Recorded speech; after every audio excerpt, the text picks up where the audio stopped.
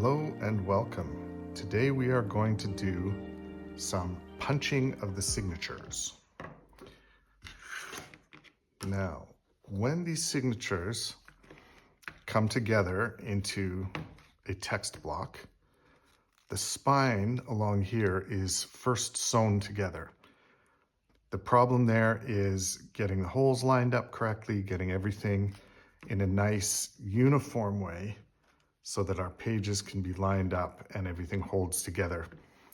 The best way to ensure that good fit is to use this little critter that we made and take our signature, put it in there, and pre-punch the holes. Now, we want all of the holes of all of the signatures to line up. We want them to be nice straight lines like this one in the example. So we also need to, when we put the cover on, and this couple layers of this board, the cover wraps around and it needs to wrap around the spine as well. So when the spine is on there, the leather or book cloth or whatever you're using wraps around it and then is glued to the board there. So we can't have any sewing on this end. It all has to be in the middle. And we want to also have some of that nice, it's almost like a ribbon that goes across here and holds it together really strongly, and that's what we use to attach it to the covers. So what we want is to mark where our holes are going to be, and we use something like this. I'm going to mark the head of the book, which is what bookbinders call the top of the book. You'll see why that's important in a moment. And usually if your imperial measurement's an inch, if you're metric, then 2 centimeters is fine. Just make sure that what you have on the top is the same as the distance from the bottom, not of the cardboard, but of the book. Okay, so let's go 2 centimeters from the end of the paper, the text block. Line that up, and I'm going to make a little mark on here. So these 2 marks are going to be the outermost holes that we punch. I didn't need to make that little mark there. Doesn't hurt anything, but I didn't need that to be there. And then we need to put some marks where the middle ribbon is going to be. Now this is the ribbon we're using.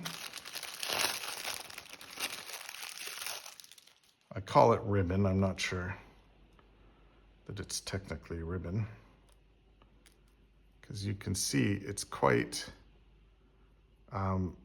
see-through. It's got a lot of holes in it, a lot of texture, and that's good because it gives more for the glue to hold on to. This isn't a very thick book, so I'm going to cut one about that long.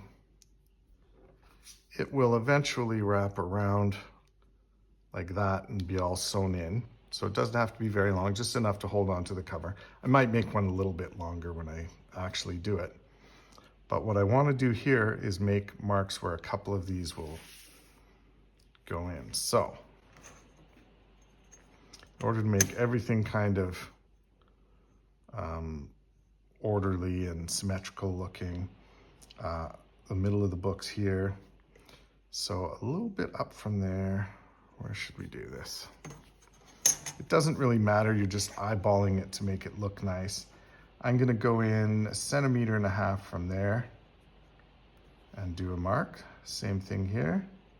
We go in 1.5 centimeters, do a mark. It has to be wide enough to fit this ribbon, a little bit of extra room.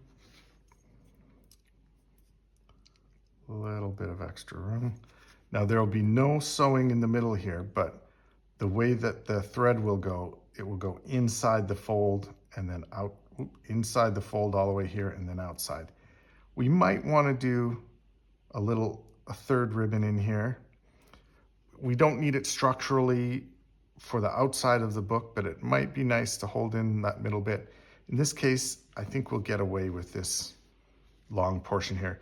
You could also do a little outward stitch in the middle without any ribbon on it. But for this one, let's do this for our ribbons. I do a little line like that just to show that this is where the ribbons go. And then the way this is used is when this is in the, make sure that's the center. When this is in here, you put the head to the top of the book and you punch your holes. You know, there's a cap on that. That's why it's all rubbery. Now, this is the one that I use. Let's see how well it lines up. So I've made these a little bit further from the edge and my ribbon's a little bit closer together in the middle. And you'll notice I also notched out this, and I'll show you why. Now, I'll do this the right-handed way. That falls in there. With those little notches, I am able to go in right from the top, straight down, and make a nice set of 6 holes along the back of the book. And you see this overhangs, that's why it's important to get the head to the head end of the book. And this should be right symmetrical, centered in the book. Grab another one. So I'll do 2 here to show you. Drop our little guide in the middle with the head up there. And you notice it has A6 on there.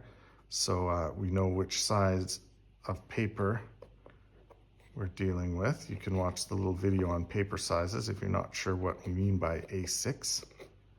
Most of us know what A4 is, sometimes A5. This is A5 paper folded into an A6 size. And you see those holes line up exactly. So we'll do that to all of our signatures. And be ready for the next step, which is sewing them together. And that's when we really get a feel for the book that we're making. Beyond just stacks of folded paper, we actually have something that's starting to look like you could open it up and write in it or read from it, whatever you want to do. So this is the finished product of the punching stage. You'll notice our punch didn't take too much damage. It'll last a good long time, this one with the book cloth on it. And we are ready to go.